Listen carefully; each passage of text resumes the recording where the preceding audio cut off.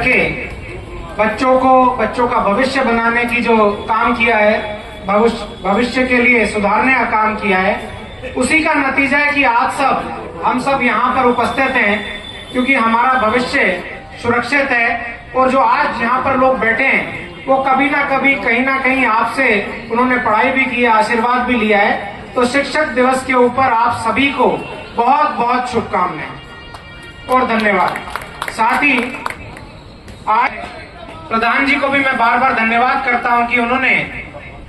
Doctor साहब बाबा साहब अम्बेडकर जी के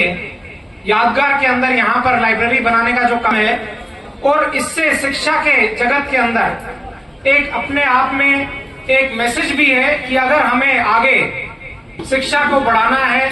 अगर हमें देश को आगे बढ़ाना है, तो हमें बच्चों का पूर्ण तरीके से उनका पढ़ाई का ध्यान रखना पड़ेगा। और जो बच्चे पढ़ना चाहते हैं, आगे बढ़ना चाहते हैं, उनके लिए अच्छे अच्छे अवसर और लाइब्रेरीज तैयार करनी पड़ेगी कि वो अपना पढ़ाई कर सके और आगे बढ़ सके। और आगे बढ़ने के साथ साथ अपने परिवार का ही नहीं, अपने गुरुजनों का, अपने प्रदेश का, अपने गांव का नाम रोशन कर सके। तो मैं यहाँ पर उपस्थित बस्तीराम प्रधान जी को बहुत बहुत धन्यवाद करता हूँ कि उन्होंने ये पहल की और ये उन्होंने कार्य को शुरुआत की और हमें इस लायक समझा कि आपने यहाँ पर हमें इस पुण्य कार्य के अंदर बुलाया और आपसे और गुरुजनों से आशीर्वाद लेने का सबसे मौका दिया। क्रिकेट सीजन का और आने वाले क्रिकेट टूर्नामेंट्स के बारे में चर्चा भी करेंगे।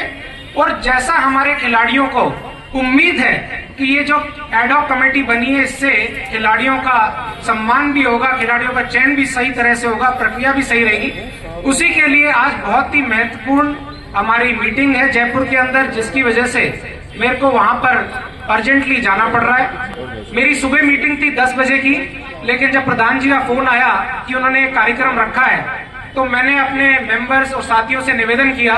कि मैं वहां पर बहरोड के अंदर थोड़े समय के लिए गुरुजनों से आशीर्वाद लेके आपके बीच में आना चाहता हूं।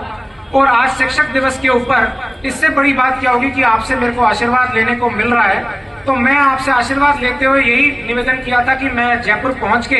और मीटिंग के अंदर आप सबका भी नाम रोशन करने की कोशिश करूं, क्योंकि पहली बार इतिहास में हुआ है कि यहाँ से अपने अलवर जिले से, बहरोड से किसी को मौका मिला है कि क्रिकेट के अंदर काम करने का। और क्रिकेट क्योंकि हमारे देश में एक तरह से रिलीजन के तौर पे जाना जाता है, हर बच्चा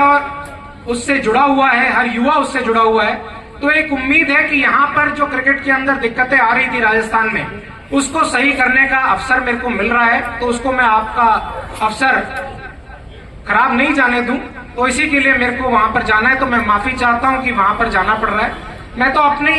सिर्फ एक बात कहना चाहता हूं कि आप सबके बीच में, आप सब गुरुजन हैं, आपने जो आज हम देख रहे हैं उसको शेप किया है। और आने वाले समय में, क्योंकि हमारे यशस्वी प्रधानमंत्री नरेंद्र भाई मोदी जी का सपना है कि 2047 के अंदर हमारा भारत विकसित भारत के तौर पे जाना जाए, आत्मनिर्भर भारत के तौर पे जाना जाए। और जिस तरह से पहले हम विश्व गुरु थे, उसी तौर के ऊपर भारत दोबारा से विश्व गुरु बने, इसका सपना सारे 140 करोड़ देशवासी देख रहे हैं। और उसकी नींव और उसकी जो मेन चीज है वो हमारे गुरुजनों पे जाता है कि किस तरह से वो हमें शिक्षा दे रहे हैं, किस तरह से वो हमारे समाज को आगे बढ़ा रहे हैं, समाज को दिशा दे रहे हैं, जिससे कि हम 2047 के लिए तैयार हों।